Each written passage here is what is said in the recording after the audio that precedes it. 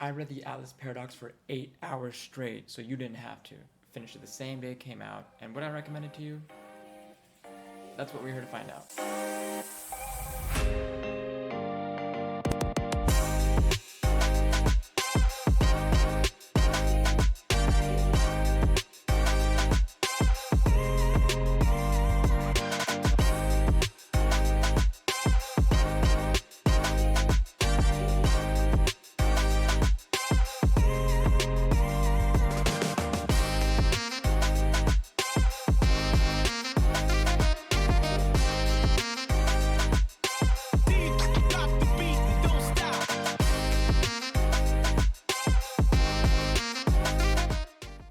Welcome back to the channel, and welcome back to the second archive review on this channel, and beautifully so. The first archive review I did on this channel was the Atlas 6, and if you haven't seen that one, I would highly recommend you go watch that one first before watching this one, as a lot of the stuff I'm going to talk about in this one refers back to the first review video or the first book in general. And if you don't want to read the book, at least go watch a review video. You'll see it in the you'll see it in the card in the top right, and you'll see it in the description below. We're starting out this review a little bit differently. Hey, intro, bring in the book facts. Alright, so here's a 40-foot view of answers to questions that you didn't even ask. What? The title, we know is the Atlas Paradox. The author, we know is Oliver Blake. The publisher is Macmillan, which is really interesting because if you don't know the history behind Atlas 6 that we didn't cover in the previous video, Oliver Blake actually self-published the book initially, and then it got such an uproar around it, such like a following around it, such media presence around it, that then Macmillan picked it up and actually published it with the cover that you now see everywhere. But before, it was a self-published novel. Now this one, now that she had like the backing of Atlas 6, this one's also published by Macmillan, no self-publishing. The average price, and this is a kind of across Barnes & Nobles, across Amazon where I got mine, is $18.50. The ebook is less, the paperback and the hardcover a little bit more, but that's kind of the average price of the book that you're gonna see. The genre: dark fantasy and speculative fiction. Reading difficulty. Now, this is a new one that I want to kind of talk to you guys about because we know that different books have different reading difficulties depending on the person. Oliver Blake gets very existential with her novels. She gets very deep, very slow-paced, very technical with these novels. She reads books on physics, she reads books on philosophy, and really brings those in. So if you're not one to actually want to know like the science behind it, or you're not one who cares for like philosophical themes and motifs, if you just want action and magic, this might be a little bit hard of a read for you because it's slow paced and you can't really, there's not really so much action-packed stuff going on. So for me, it's kind of like a high medium, and that's why I had to read it within 8 hours, but I'll get to that later. The point of view is, if you read Atlas 6, you know that Oliver Blake wrote it through the eyes of her 6 protagonists, which is really cool. In this one, we see the book through the eyes of 8 of the characters, and it really brings out different ideas throughout the book. Now, the type of point of view in this novel is third person limited. Now, if you remember back to your 5th grade literature class, you know that third person is usually like, you know, away from the person, you're looking down on the world, but you're only inside their brain, and that's where the limited comes in. So you really only see the world through the brain and the eyes of the protagonist or the character that we're talking about for that chapter. But unless you're like Parisa, you only see what's going on in the mind of one. Unless you're like Parisa or Atlas, you see what's going on in the mind of others. Generally, we're gonna see a third person limited point of view here. We talked about it since the first novel. Oliver Blake really uses words that I have no idea what they are. I have no idea what they are. I don't know. I've never seen those words in my life, or if I have, I've never used them in my life, and even context clues did not help sometimes. There are 8 words in this that I did not know. Did I look them up afterwards? No, I was too lazy, but will I look them up at some point? Maybe. I might list those words for you guys here. If not, just take my word for it. There's 8 of them that I didn't know. Maybe there's more that you don't know. Just know there might be words you don't know going to this book. Is there a world map? No. No, there isn't. And I'm really sorry to tell you that there's no world map in this. It pains me to say there's no world map because it's just Earth. You don't need a world map for Earth. You know what Earth looks like. I'm still going by what I said, that every book deserves a world map if there's a world in it that we need to explore. But were there character portraits? Yes, they were, and they're coming on the screen right now. The character portraits in this one were so nice, and they fit the theme of Atlas Paradox, which we'll get to in a little bit in terms of character interplay. And so I loved what Olivia Blake did with the character portraits this time. And last but not least, I do want to warn you guys that there are quite a few triggers and content warnings associated with this book. The more graphic ones are themes of kidnapping, mental illness, toxic relationships. So if you have any trauma around those, please do be careful reading these. There are some moderate themes of alcoholism, violence, and death. And there's some minor themes of cancer, chronic illness, and drug use. But they're all present in the novel, and so please do be careful when you read this or when you're going into it. And if at any point you do feel uncomfortable, you are always free to stop reading. You don't always have to finish the book if you don't feel comfortable finishing it. Now that I've fed you information that you may or may not have needed, let's get down to what you're here for. 4P review framework. Let's get started on the review. If you forgot from the first video, my 4P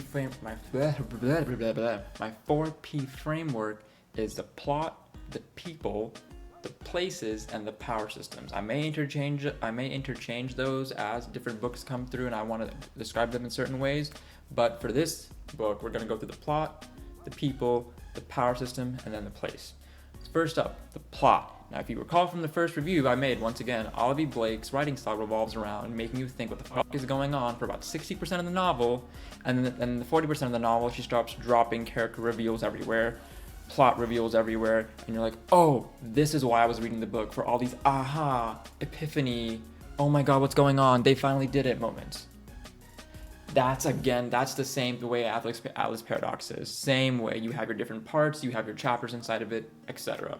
Now, like in book 1, Olivia Blake will sprinkle like a little trail of breadcrumbs to lead you to, think about this, think about that, think about this, think about that. And then when her reveal drops, it'll shaft it and say, no, I left you those breadcrumbs, so I'm kicking those away, and here's what's actually happening. Annoying, but it captured my attention. So you did well there, Olivia Blake. If you like that, you'll like this book.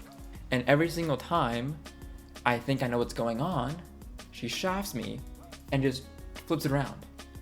Fuck, I knew I was a masochist. Damn. Here's a summary of the plot in the best way that I know how. There's a political power struggle between the Alexandrian society and its enemy, the Forum, and the Forum's allies. Which for me was kind of the most boring part because I am not one for political themes in novels. Politics bore the life out of me. I need action. I need magic. I need magic action and action magic. That's how shallow I am. And it just works for me and it makes me happy. I don't care about kingdoms and political themes and fighting on the political war front. I don't care about that. So for me, that was the most boring part, and that was a little bit more prevalent in this novel, which is why I didn't like it as much as the first one, but I understood why it was needed, because there is a political game going on here. Second, there's a continuation and a twist in Atlas Blakely's plan for his newly initiated members, which is really fun to look at and read through. And there's a deeper dive of the abilities of the members with really some unlikely partnerships that I found very, very, very fun. We're talking about the people. Now, we still have our 6 protagonists, but there are 4 other characters that I didn't mention in the first review that I want to talk about here. But we're going to start with our 6 protagonists again. They go through a lot in this novel. Almost all of them are not the same person that was from the end of Atlas 6 to the end of Atlas Paradox. They all go through a personality shift, in my opinion. And for some, you could say it's better or for worse, but truly this is a very morally great novel and a morally great story, so you can't really say there's a good and a bad side or a good and a bad change. They're just all changing. And what's cool about that is that as their personalities are changing, they're trying to figure out, what can I do with my abilities? How can I better serve my own purpose with my abilities? And they each see a limitation in their abilities that then triggers a partnership response inside of them. They have to go seek out somebody else to help them further their own endeavors. And I think that really kind of human behavior was one of my favorite parts about the book, where you see these unlikely partnerships start to develop. And I don't want to ruin the partnerships for you because I think they're the coolest part about the novel, in my opinion, because each partnership then helps that or those two individuals' abilities flourish. And I think you'll really, really enjoy the ones that come about in this novel. Lastly, I want to touch on the 4 characters that I didn't touch on in the first novel, or in the first review, sorry. Dalton Ellery, Ezra Fowler, Atlas Blakely, and Gideon, I don't know his last name. He's just Gideon to me. Is it Gideon Drake? Or am I confusing that name with somebody else? I could look it up, but I really don't want to. We're just gonna go with Gideon for now. First things first. We didn't touch on Gideon much in the first novel, but he was honestly one of my favorite characters in the first novel. I don't know why I didn't bring it up, because he didn't seem like a protagonist to me.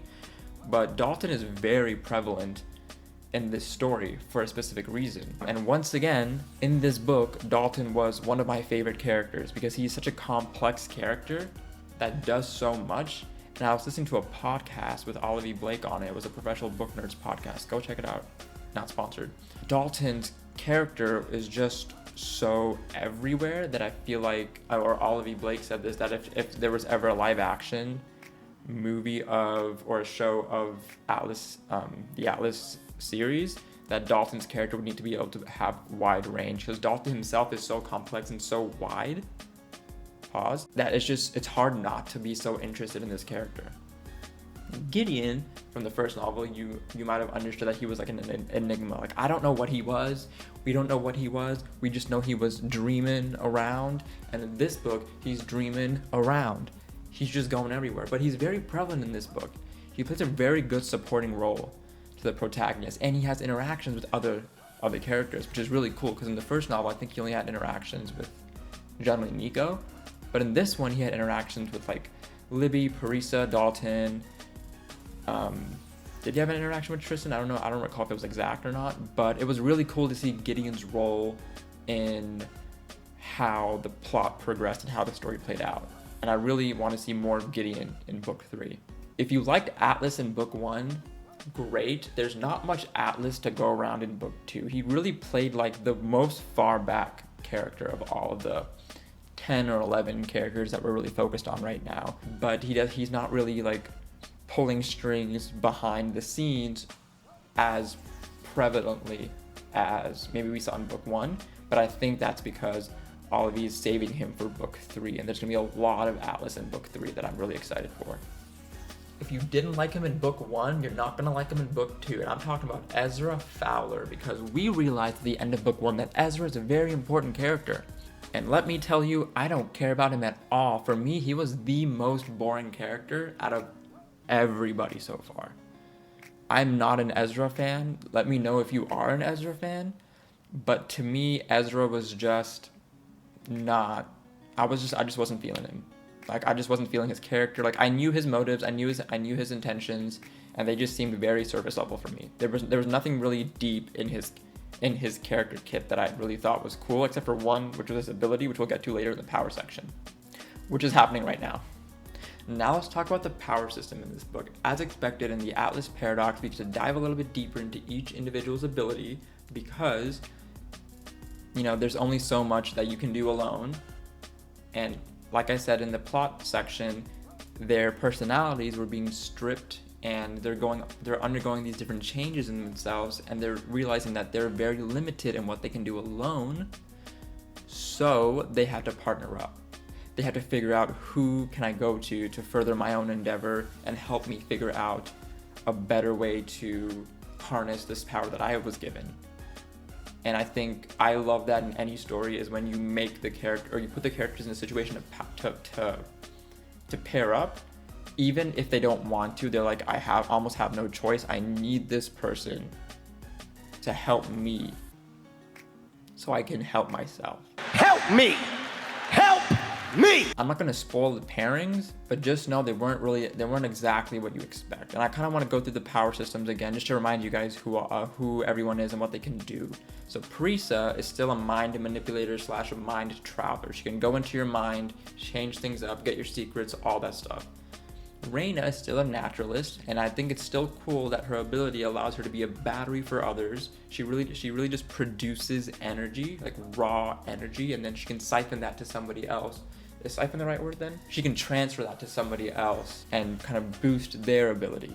And I think that's the role that we're seeing with her, but her character is very interesting with what she's trying to do with her powers this time. I think there's a lot of Reina in this one, which I forgot to add in the people section. There's a lot of Reina in this one. Callum's empath abilities are very lethal, and we saw that in book 1. But while I thought it had its own limitations, turns out he really might be the most powerful influencer in the entire world. Take that, you TikTokers and YouTubers. Better influencer than y'all. No, but seriously, Callum, it seems like cannot just influence people, but he can influence sentient life, which is a weird way to think about it. I think Olivia Blake really cracked a code on this one, which I really enjoyed the entire time, was seeing Callum's kind of abilities go off. Now, I was about to bang on my desk, but everything's on my desk and I don't want it to rattle. My guy Tristan, still the best character in this story. Tristan is so dope. When I tell you dope, he is sick. I love Tristan's character, and his ability, like I said in the first one, is the best. He is overpowered to the max. We said that. Well, I thought his ability was like an illusionist, and I told you that he can kind of see the earth for what it is. He can see the blueprint of the world. And it turns out that Olivia Blake gave him his own title of being a quanta physicist. Quanta being something that I don't know, but I know it has to do with physics, and it goes deeper than the atom. And I'm really sorry, but I was never good at physics to that level. It just made sense in the story, and I think that's dope. Dope. Remember how I said Nico and Libby were physicists, but they had their own kind of branching paths, where you take the physicist path and then you branch out into something here and something here, and so Nico's one and then Libby's the other. So Nico, it turns out we got a new little word to label him as. I told you he was really good at manipulating atoms. He's the atomist, and that makes sense. And that's Nico doing Nico things. Libby still makes things go boom. That's just her thing. She just makes things go boom. I don't know what else to say there. You could call her a demolitionist, an explosionist. You could call her an atomist as well, but I think she's better at causing reactions between atoms to then create energy through that, while Nico's better at manipulating atoms. Atlas Blakely, I believe, is also a telepath like Parisa, but I do believe he's weaker than Parisa. I think he is. I think Parisa's a stronger telepath than Atlas is, but they're both mind readers and can talk to you mentally and things like that. Gideon is a dream realm magician, Sandman, if you will. Dalton is an animator, creating sentient life from almost nothing. I think that's how we're supposed to interpret it. Well, he's an animator, so he can create kind of a being that has semi-sentient life and can operate with almost nothing present around him. It's not like he takes something and makes it sentient. He just creates it. Still a dope character. And then Ezra is a time traveler. Boom, mic drop. I mean, the mic was dropped in book 1, but boom, mic drop again. That's the only cool part about Ezra's kid. Everything else is just lame. And we're going to the places. Now, we talked about this being on Earth. And now that I told you Ezra's a time traveler, we get the opportunity to have time be another metric in this world building that we're seeing with Olivia Blake's story. We're not just in present day Earth in this book, we are in present and past day Earth, because we can now utilize Ezra's power to see different sides. Those are the two places that we're in the entire novel. We're still in the Alexandrian society. But what she did was, in book 1, she really kept us in the society to kind of show us the foundation of what it is, what's going on in the world. And now in book 2, she's opened the doors a little bit more. And now we're seeing the Alexandrian society, and then we're seeing how people around the Alexandrian Society, how the world around the Alexandrian Society behaves, and a little bit of the interactions of those outside of it. And I'm thinking in book 3, it's gonna, floodgates are opening. I think that's how it's going. I don't want to spoil exactly, but I'm going to spoil it anyway, but I'm not going to spoil it. All I'm going to say is Olivia Blake drank some of the Marvel juice, and we're all going to pay for it in book 3. All in all, I really enjoyed my time in this novel. Like I said at the beginning of the video, I read it for 8 hours semi-straight. The Tuesday that it came out, I started at 7 a.m. and it ended at around 8:30, 9 o'clock that night. I took breaks in between to watch Suits, but that's about it. And the reason I did that was because, as complex as this book, as this book maybe wants to make you think it is, for me, I just needed to read it completely straight, because I would not be able to keep up with all the small little moving pieces and the breadcrumbs that Olivia Blake put in if I were to read it, throughout a couple of days. So I took the leap and I read it in an entire day, and I would read it in an entire day again. It does do a great job of keeping your attention to where you just really don't want to put it down. Sometimes you have to process, and then you can pick it back up again and keep reading. So I really did enjoy what I read in the Alice Paradox. And it did exactly what it needed to do, which is being the bridge between the foundation in book 1 and the crazy chaos that I feel like it's about to ensue in book 3. It really did its job very, very well. I want to leave you all with one more little surprise. If you enjoyed this video, please hit the like button and subscribe, and leave a comment down below what you thought of it, what books you might want to see me do reviews on or talk about. I've read a ton this year, and I'm gonna keep reading a ton. I'm gonna keep making these videos for you guys, and I'm gonna try and make them interesting, engaging. I'll add the comedy where I can, but I also want to give you guys some substance about these novels that really, makes you think. Like, I do like that. I want to read it because you told me this is what it's about. If you are interested in kind of my day-to-day when it comes to reading, I do have a TikTok account where, for this book, I posted the entire day. I have 8 or 9 parts of my reactions to the book, and I'm going to be doing these 24-hour reads periodically for new books that come out. And so if you were interested in things like that, head over to TikTok at Intro Archives, follow me there, and you'll see all of that. It's just for me shit posting there, but I really do enjoy just taking the load off and just talking about random books, book covers, all that random stuff over there. And for the surprise, Olivia Blake announced the title of book 3 over on her Instagram, and it's actually a dope name. They name dropped it a couple of times in this novel, and so I don't want to steal her thunder. I'll leave the link to the Instagram video down below that you can go follow. And once again, I hope you enjoyed this video, and I will see you next time for the next archive review. Peace.